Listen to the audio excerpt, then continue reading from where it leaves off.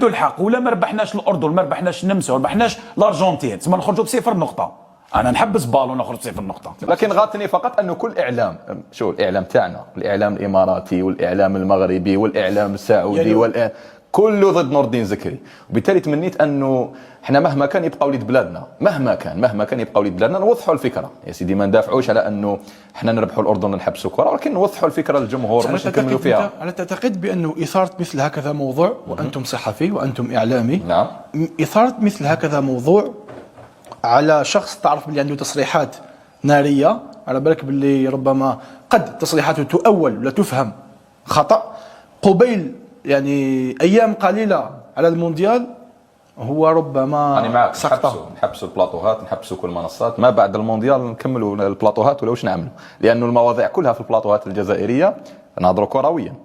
الموضوع الكروي يجب ان يكون في اثراء للنقاش، يجب ان يكون فيه تصريحات. بعض يلوم يوسف، يقول لك يوسف علاش اثرت موضوع كيما هذا مع زكريا، وعلى بالك بلي كيفاش يكون الرد تاعو، ها درت لنا مشكل، ها الاردن دوك يتحفزوا، هما كانوا بالك راقدين ومن بعد تحفزوا. تفضل اسامه. الموضوع نعاود نقولوا، السؤال كان بارع، ما هي حظوظ المنتخب الوطني في المونديال؟ يوسف بارع عثمان.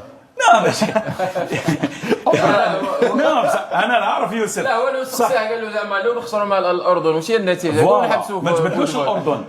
كنا نتكلموا كما قلت، تكلمنا على عدلي، تكلمنا على عده مواضيع مع نور الدين زكري، تكلمنا على النادي تاعو، على النجوم اللي راهم في النادي الشباب اللي راهو يونطرينيهم. ومن بعد كان سؤال حقنا لكاس العالم والمنتخب الوطني، السؤال قال له ما هي حظوظ، كيفاش تشوف الحظوظ المنتخب الوطني في المونديال هذا؟ دونك الرد هو واش قال بليك الارجنتين منتخب قوي، النمسا ما راهوش منتخب سهل، يبقى لنا منتخب واحد نقدروا نطمعوا فيه باش ندوا لي 3 بوان هذوك نتاهلوا على الاقل احسن ثالث. برك هو الطريقه كما قلناها ونعاودوها هذيك تاع نحبسوا بالون، تسمى وعنده الحق، ولا ما ربحناش الاردن، ما ربحناش النمسا، ما ربحناش الارجنتين، تسمى نخرجوا بصفر نقطه. انا نحبس بالون نخرج صفر نقطه. ثم توافقوا في التصريح تاعك؟ ماشي نوافقوا نو بيان سور نوافقوا، بالك الطريقه قلت لك حنا كيفاش حنا نورمالمون نوضحوا الطريقه. نوضحوا الطريقه. هو لو